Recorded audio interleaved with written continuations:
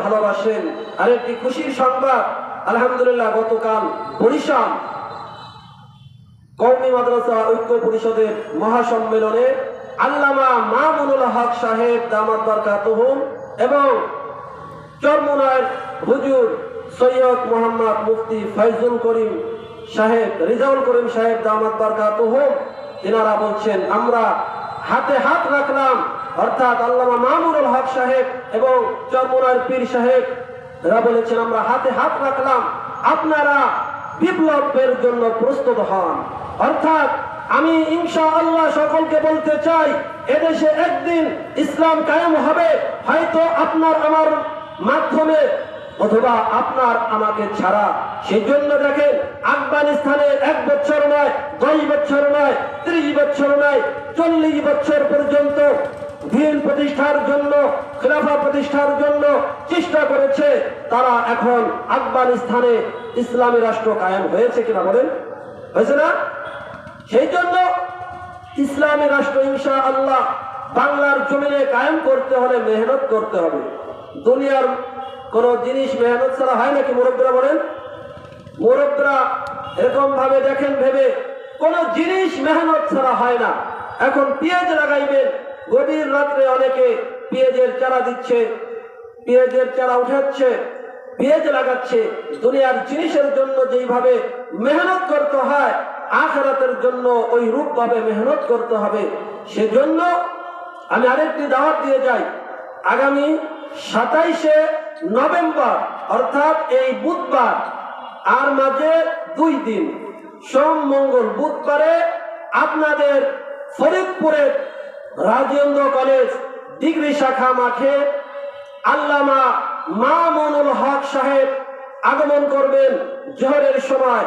আপনাদের সকলকে দাওয়াত দিচ্ছি, এখানে আপনারা যাবেন এবং দোয়া করবেন আল্লাহ পাক যেন এই গণসমাবেশকে দিন বিজয়ের জন্য কবুল করেন, বলেন আমিন।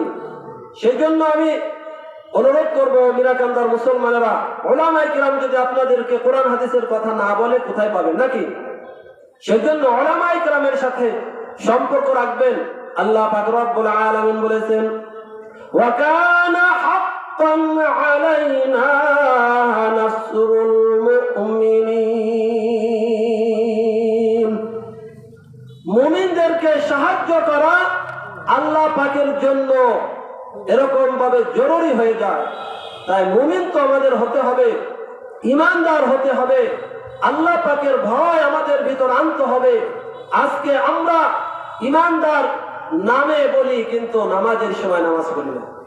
আমরা বলি যে আমরা ইমানদার, কিন্তু আমার আপনার বাড়িতে না ইসলাম। জিজ্ঞাসা করলে বলে মুসলমান, কিন্তু আপনার আমার বিবাহের অনুষ্ঠানে চলছে সাউন্ড বক্সার দেখছে।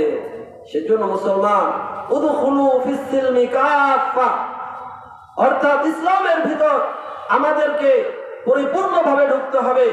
আমি হিন্দুর পূজায় গেলাম, আবার নামাজও পড়লাম, এইভাবে আপনার চলবে না। কিন্তু আমাদের কোন ধর্ম নিয়ে আমরা বাড়াবাড়ি করতেছি না, কিন্তু আমি তো মুসলমান, কেন শিরকের কাজে আমি যাব? আমি কেন শিরকের কাজে সহযোগিতা করব? সেজন্য আপনি ভেবে দেখেন, আল্লাহ পাক রব্বুল আলামিনের হাবিব বলেছেন, আমার উম্মতের মধ্যে 73টি দল হবে, তার ভিতর একটি দল যাবে জান্নাতে আর বাকি 72 দল যাবে জাহান্নামে। ওই দলটি কারা? সংক্ষেপে বলতেছি, আল্লাহ পাকের হাবিব বলেছেন, যারা মা আনা আলাইহি ওয়া আসহাবি, অর্থাৎ যারা আমি রাসূল সাল্লাল্লাহু আলাইহি ওয়াসাল্লাম এবং আমার সাহাবীদের পথে, সাহাবীদের অনুসরণ করতেছে, এরা হলো একদল যারা জান্নাতে যাবে তারা, আর বাকিরা এরকম ভাবে জাহান্নামে যাবে। সেই জন্য মুসলমানেরা আমাদের খেয়াল করতে হবে, আমরা যে নামাজ পড়তেছি আমাদের নামাজটা কবুল হচ্ছে কিনা, আমাদের নামাজটা কবুল হচ্ছে কিনা। তাই আমি একটা আমলের কথা বলবো, আজানের সময় কাছে গিয়েছে। আমল হলো 3টা আমল, যদি কেউ ভালোভাবে করতে পারে তাহলে অন্যান্য আমল করা সহজ হবে। আমরা তো বলি যে আমাদের নেতা অমুক, অমুক ভাইয়ের চরিত্র ফুলের মতো পবিত্র, কিন্তু নামাজ রোজা নাই একত্র। এইভাবে আমাদের নেতা হচ্ছে মুহাম্মদুর রাসূলুল্লাহ সাল্লাল্লাহু আলাইহি ওয়াসাল্লাম। তিনার অনুসরণ করতে হবে। তাই তিনার অনুসরণ কিভাবে আসবে? এক নম্বর আমল, যে বেশি বেশি সালাম দিতে হবে। কি দিতে হবে? সালাম। আমি তো মনে করলাম বড় হুজুর, আমার আগে সালাম দেখে ছোট বাচ্চারা, কিন্তু না, আপনি আগে সালাম দেন, তাহলে অহংকার থেকে বোঝা যাবে আপনার ভিতর অহংকার নেই। তাহলে আগে আগে কি বেশি বেশি সালাম দিতে হবে।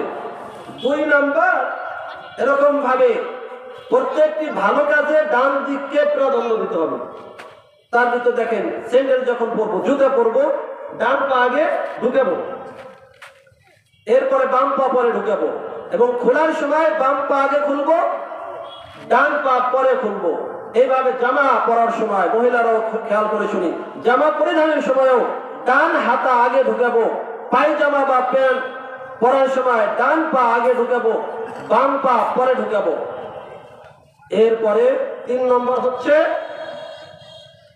আমরা এইভাবে বেশি বেশি আল্লাহ পাকের জিকির করব। দুনিয়ায় যে যাকে বেশি ভালোবাসে তার নামই বেশি জপতে থাকে, নাকি মুরব্বীরা কি বলেন? আর আমরা তো সকলে আল্লাহ পাকের সৃষ্টি, আল্লাহ পাকের বান্দা। আমাদের সকলের অন্তরে পরিপূর্ণ মহাব্বত এবং ভালোবাসা আল্লাহ এবং রসুলের প্রতি থাকা দরকার। সেজন্য আল্লাহ পাকের জিকির বেশি বেশি করব। তাহলে 1 নম্বর কি মনে আছে? সালাম আগে আগে দিব। 2 নম্বর, ভালো কাজে ডান দিককে প্রাধান্য দেব। 3 নম্বর, বেশি বেশি আল্লাহ পাকের জিকির করব। এই আল্লাহ পাকের জিকির তো আমরা বাদ দিয়ে দিয়েছি। আল্লাহ পাকের জিকির করতেছে না বিধায় আমাদের মুখ থেকে খালি গালি গালাজ, এমন গালি আসে যা আমরা উচ্চারণ করাই শরম পাই। সেজন্য মুসলমান, তোমার মধ্যে যদি আল্লাহর